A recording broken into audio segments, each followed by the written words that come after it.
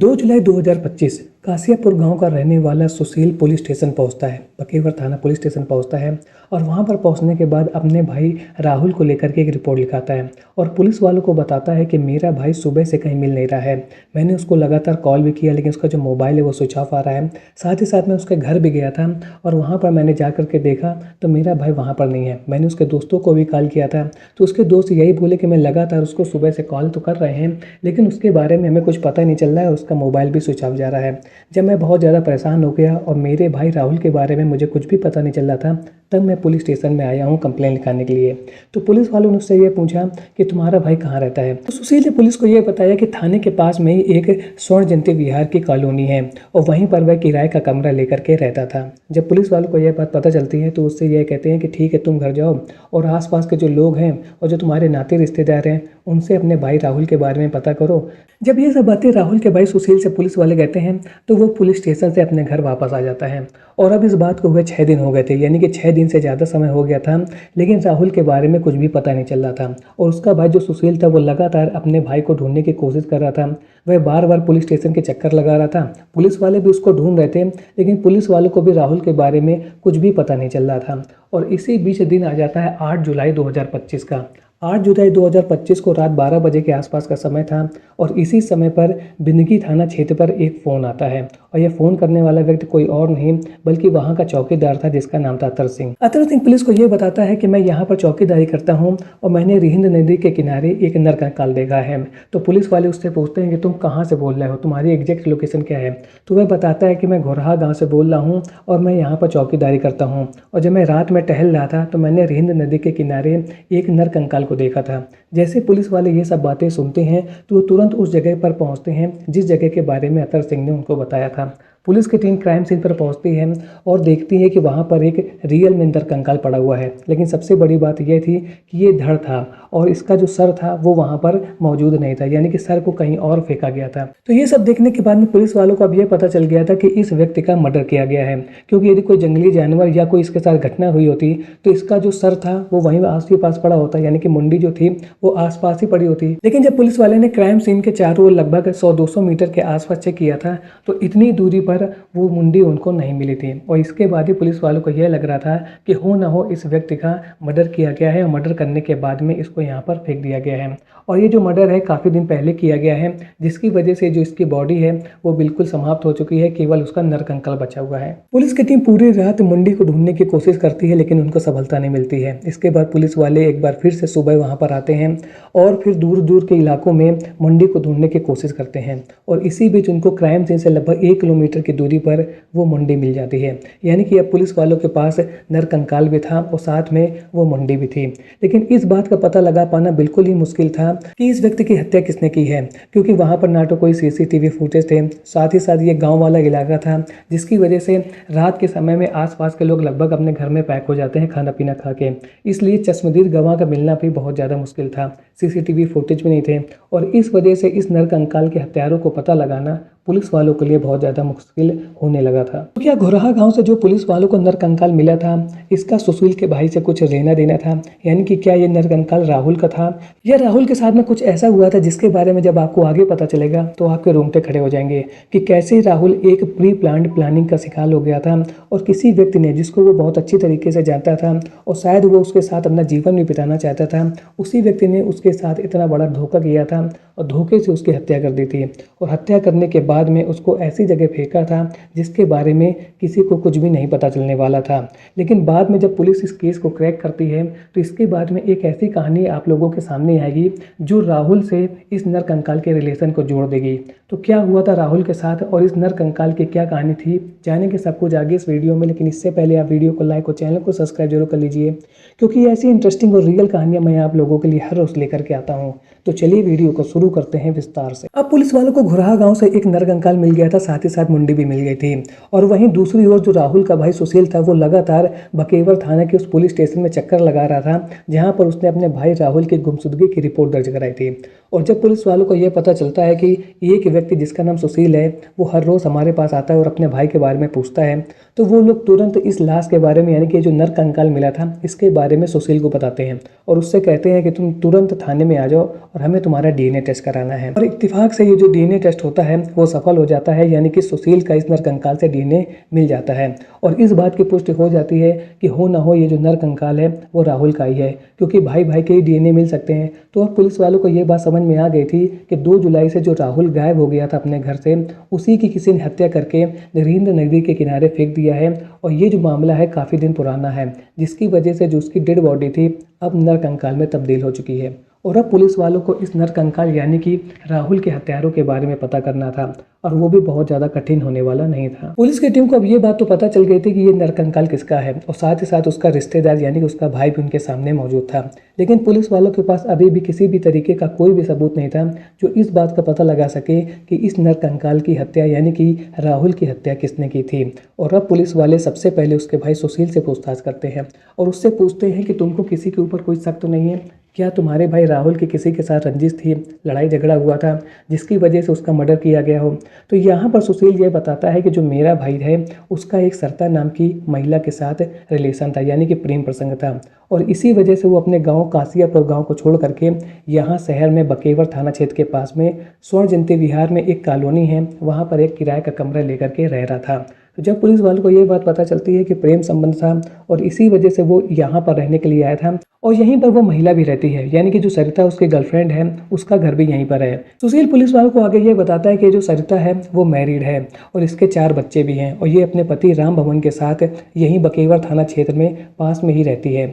और इसके बाद पुलिस वालों को अब ये बात क्लियर हो गई थी कि हो ना हो सरिता का ही राहुल के मर्डर से कुछ लेना देना है, क्योंकि वो उसी के लिए अपने गाँव को छोड़ करके यहाँ पर रहने आया था। और यदि उनके बीच में पहले से प्रेम संबंध था, तो यदि वो लोग पास में आ गए यानी कि पास में ही रहने लगे हैं, तो उनके बीच में एक बार फिर से प्रेम संबंध जरूर बना हुआ, और हो सकता है कि उसके मर्डर के पीछे का कारण ही यही हो, क्योंकि उसके पति को जब इनके बारे में पता चला होगा तो हो सकता हो उन्होंने ही कुछ प्लानिंग किया हो। तो इस तरीके की थ्योरी पुलिस वाले सुशील के बयान के आधार पर बना रहे थे, और अब उनको सरिता को पकड़ना था, क्योंकि यदि सरिता उनके पकड़ में आ जाएगी तो जो उन लोगों ने थ्योरी बनाई थी क्या वो रियल में सही है, इसके बारे में उनको सब कुछ पता चल जाएगा। बकेवर थाना की पुलिस सुशील को लेकर के तुरंत उस घर में पहुंचती है जहां पर सरिता अपने परिवार के साथ रहती थी। यहाँ पर जैसे ही वो लोग पहुंचते हैं तो सरिता, उसका पति राम भवन और उसका पूरा परिवार यानी कि 4 बच्चे बिल्कुल नॉर्मल लाइफ जी रहे थे। उनको देख करके ऐसा बिल्कुल भी नहीं लग रहा था कि उन्होंने कुछ भी क्राइम किया हो, वो बिल्कुल नॉर्मल लाइफ जी रहे थे। और उसका जो पति था राम भवन वो सिलाई का काम करता था और इस वजह से वो अपनी टेलर शॉप में गया हुआ था।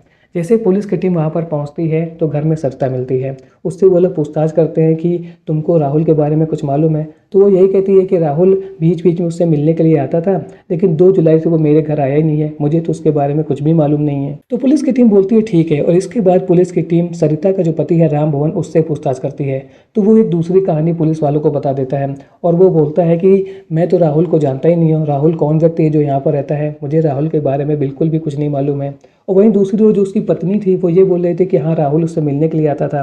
तो ये राहुल उसकी पत्नी से मिलने के लिए आता था तो 100% राम भवन को उसके बारे में तो कुछ ना कुछ पता ही चला होगा, क्योंकि किसी लेडी से यदि कोई व्यक्ति मिलने के लिए आ रहा है उसके पति को इसके बारे में ना मालूम हो तो ये तो बड़ी ही अचंभित करने वाली बात है। उसके पति को कुछ मालूम ही नहीं है और उसकी पत्नी से कोई मिलने के लिए आ रहा है। तो यहाँ पर उसकी पत्नी यानी कि सरिता और राम भवन के जो बयान थे पुलिस वालों के सामने वो बिल्कुल अलग अलग थे, और इसी वजह से पुलिस वालों को अब इनके ऊपर शक होने लगा था। पुलिस वाले इनको संदेह के आधार पर गिरफ्तार करते हैं और गिरफ्तार करने के बाद में थाने लाते हैं और फिर अपने तरीके से पूछताछ करना शुरू कर देते हैं और बताते हैं कि हमारे पास क्लियर एविडेंस है तुम्हारे खिलाफ। पुलिस अपना जाल फेंक रही थी कि ये लोग सच्चाई उगलते हैं, और जब पुलिस वाले अपने तरीके से इनसे पूछताछ करते हैं तो राम भवन और उसकी जो पत्नी सरिता थी वो पूरी कहानी पुलिस वालों के सामने खुल करके रख देती है। राम भवन पुलिस की टीम के सामने अपने गुनाह को कबूल कर लेता है और बताता है कि हाँ हम ही लोगों ने राहुल की हत्या की है। तो इसके बाद पुलिस की टीम पूछती है तुम लोगों ने ऐसा क्यों किया और किस तरीके से किया, पूरी कहानी हमारे सामने बताइए। तो राम भवन बताता है कि लगभग 4 साल पहले मैं कासियापुर गांव में अपने परिवार के साथ रहता था। मेरी 12 साल पहले शादी सरिता के साथ हुई थी और आज मेरे 4 बच्चे हैं, और वहीं पर लगभग 3 साल तक मैं वहाँ पर रहा था, और इसी बीच में मेरी पत्नी सरिता का वहीं के रहने वाले राहुल के साथ प्रेम संबंध हो जाता है। मुझे इस बारे में पता चला था, मैंने दोनों को बहुत ज़्यादा समझाया लेकिन दोनों मानने के लिए तैयार नहीं थे, और जब मैं बहुत ज़्यादा परेशान हो गया था तो मैं ये सोचने लगा था कि यदि मैं यहाँ से किसी दूसरी जगह शिफ्ट कर जाऊँगा तो हो सकता है जो मेरा वैवाहिक जीवन है वो बच जाए, और मेरी वाइफ जब राहुल से दूरी हो जाएगी तो वो इस रिलेशन को छोड़ देगी। और इसी प्लानिंग के तहत मैं कासियापुर गाँव से लगभग 1 साल पहले बकेवर थाना क्षेत्र में एक किराए का कमरा लेकर के रहने लगा था, और अब यहाँ पर जो मेरी लाइफ थी बहुत अच्छी चल रही थी। लगभग 1 साल से जो मेरी पत्नी है बिल्कुल सही तरीके से रह रही थी और उसका राहुल के साथ किसी भी तरीके का कोई भी संबंध नहीं बना था, ना ही उसने उसको कॉल किया था। यानी कि उसकी जो मैरिड लाइफ थी अच्छी चल रही थी। और इसी बीच में लगभग 1 साल बाद राहुल क्या करता है, इसी बकेवर थाना क्षेत्र मेरे घर के पास में एक स्वर्ण जयंती विहार में कॉलोनी है और वहाँ पर किराए का कमरा लेकर के रहने लगता है। जैसे वो मेरे घर के पास में आ जाता है, मेरी पत्नी को ये सब पता चलता है तो सरिता का एक बार फिर से राहुल के साथ प्रेम संबंध हो जाता है और उनका मिलना जुलना शुरू हो जाता है। जब ये बात मुझको पता चलती है तो मुझे बहुत ज़्यादा बुरा लगता है, क्योंकि मैं उसका गाँव कासियापुर गाँव छोड़ करके यहाँ पर आया था कि मेरी मैरिड लाइफ बच जाए। लेकिन राहुल एक बार फिर से हमारा पीछा करते हुए यहाँ पर आ गया था और मेरी पत्नी का उसके साथ फिर से प्रेम संबंध हो गया था, जिससे जो मेरी मैरिड लाइफ थी फिर से डगमगाने लगी थी और मुझे ऐसा लग रहा था कि कहीं मेरी पत्नी मुझको छोड़ करके न चली जाए। जैसे ही मुझे ये बात पता चलती है कि मेरी पत्नी सरिता का राहुल के साथ फिर से प्रेम संबंध हो गया है, तो मैंने अपनी पत्नी को बहुत अच्छे से समझाया था और उससे मैंने कहा था कि यदि तुम लगातार ऐसे संबंध बनाओगी तो हमारा जो पारिवारिक लाइफ है वो टूट जाएगी। तुम्हारे 4 बच्चे हैं और तुम्हारे 4 बच्चों की जो ज़िंदगी है वो भी बर्बाद हो जाएगी। तो मेरी पत्नी को मेरी बात कहीं ना कहीं समझ में आ गई थी और अब मैंने ये प्लानिंग कर ली थी कि अपनी पत्नी को अपनी तरफ मिलाने के बाद में मैं राहुल को अपने रास्ते से हटा दूंगा। और मैंने अपनी पत्नी से कहा कि जब तक राहुल जिंदा रहेगा वो तुमको इसी तरीके से ब्लैकमेल करता रहेगा और जो तुम्हारा जीवन है उसको बर्बाद करता रहेगा। मेरी पत्नी को भी ये बात समझ में आ गई थी और मैंने उससे कहा था कि अब हमको राहुल को अपने रास्ते से हटा देना चाहिए, क्योंकि जब तक राहुल जिंदा रहेगा वो हम दोनों को सुख चैन से रहने नहीं देगा। मेरी पत्नी को भी ये बात समझ में आ गई थी और इसके बाद मैंने प्लानिंग बनाया था 2 जुलाई की रात का। मैंने अपनी पत्नी से कहा कि तुम 2 जुलाई को राहुल को फ़ोन करना और उससे कहना कि रात में तुम मेरे से मिलने के लिए घर पर आ जाना। राम भवन के कहे अनुसार सरिता 2 जुलाई की रात को लगभग 12 बजे के आसपास राहुल को फ़ोन करती है और उससे कहती है कि तुम मेरे घर पर आ जाओ, मेरा पति घर पर नहीं है। जैसे ही राहुल अपनी मोटरसाइकिल को लेकर के राम भवन के घर में पहुँचता है तो सरिता उससे कहती है कि तुम कमरे में बैठो, मैं अभी तैयार होकर के आती हूँ। वो कमरे में तैयार होने चली जाती है और इसी बीच में सरिता पीछे से आती है और राहुल के हाथ को पकड़ लेती है। वहीं घर में राम भवन पहले से छुपा हुआ था। जैसे ही सरिता राहुल के हाथ पकड़ लेती है, राम भवन राहुल का गला दबा देता है और इसके कुछ 10 मिनट के बाद ही उनके बीच में थोड़ा सा लड़ाई झगड़ा होता है और गले दबाने की वजह से राहुल की मौत हो जाती है और उसका जो शरीर था वो ठंडा पड़ जाता है। और इसके बाद राम भवन अपनी पत्नी सरिता के साथ मिल करके राहुल के हाथ पैर बांध देता है। उसके बाद उसी की बाइक को स्टार्ट करके वो चलाने के लिए बैठ जाता है। बीच में उसकी डेड बॉडी को रखता है और पीछे उसकी पत्नी सरिता बैठ जाती है और फिर वहाँ से यानी कि बकेवर थाना क्षेत्र से लगभग 8 किलोमीटर की दूरी पर घुरहा गांव पड़ता है और वहाँ पर हिंद नदी बहती है। उसी के पास में ये लोग पहुँचते हैं। वो सुनसान इलाका था। वहाँ पर ये क्या करते हैं, दराती से उसकी गर्दन को काट देते हैं राहुल की और इसके बाद में उसकी मोटरसाइकिल से पेट्रोल निकालते हैं और फिर उसकी पूरी बॉडी में छिड़क करके आग लगा देते हैं, जिसकी वजह से उसकी पूरी बॉडी जल जाती है। फिर राम भवन और सरिता पास में पड़े हुए एक पत्थर से उसकी बाइक को तोड़ डालते हैं और बाइक को तोड़ने के बाद में उसको झाड़ियों में छुपा देते हैं और वहीं जो उसका सिर था राहुल का उसको पॉलीथीन में भरते हैं और दूर जाकर के नदी में फेंक देते हैं लगभग 1 किलोमीटर की दूरी पर।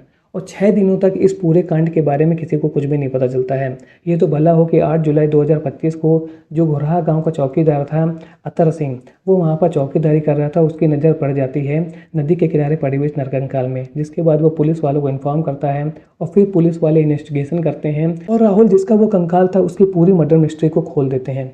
यानी कि यहाँ पर पुलिस वालों ने बहुत ही अच्छे तरीके से इस केस को इन्वेस्टिगेट किया था और इन्वेस्टिगेट करने के बाद में राहुल के जो हत्यारे थे उनको पकड़ लिया था। पुलिस की टीम राम भवन और उसकी पत्नी को अदालत में पेश करती है और इसके बाद जेल भेज देती है। तो आज के वीडियो में आपने देखा कि कैसे राम भवन ने अपनी शादीशुदा लाइफ को बचाने के लिए इतना बड़ा क्राइम कर डाला, लेकिन वो यहाँ पर चाहता तो क्राइम से बच सकता था, वो पुलिस वालों के पास पहुँच सकता था और उनसे मदद ले सकता था।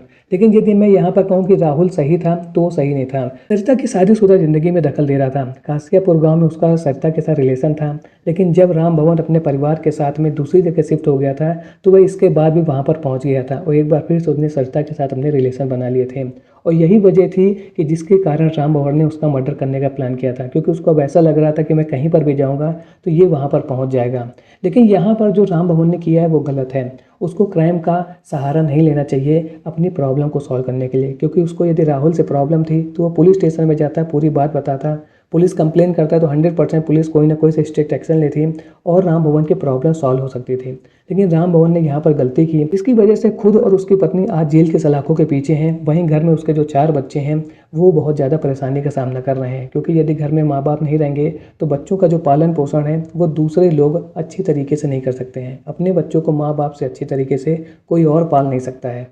तो यहाँ पर जैसे राम भवन ने गलती की है, मेरी सभी लोगों से ये रिक्वेस्ट है कि आप कभी भी ऐसी गलती मत कीजिए।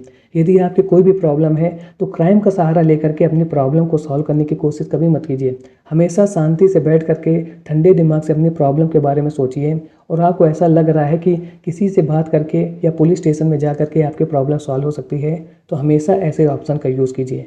क्राइम करने के बाद में आप 100% पकड़े जाएंगे। इसके बाद वो एक ही कहानी बनती है, वो है जेल के सलाखों के पीछे जाना, अदालती कार्रवाई होगी और फिर आपको आपके गुनाहों की सज़ा मिल जाएगी। तो क्राइम का सहारा कभी मत लीजिए, हमेशा अपनी प्रॉब्लम को ठंडे दिमाग से बातचीत करके सॉल्व करने की कोशिश कीजिए। आज का वीडियो आपको कैसा लगा कमेंट सेक्शन में ज़रूर बताएं। मिलता हूँ ऐसे एक और नए इंटरेस्टिंग वीडियो में, तब तक के लिए थैंक्स फॉर वॉचिंग।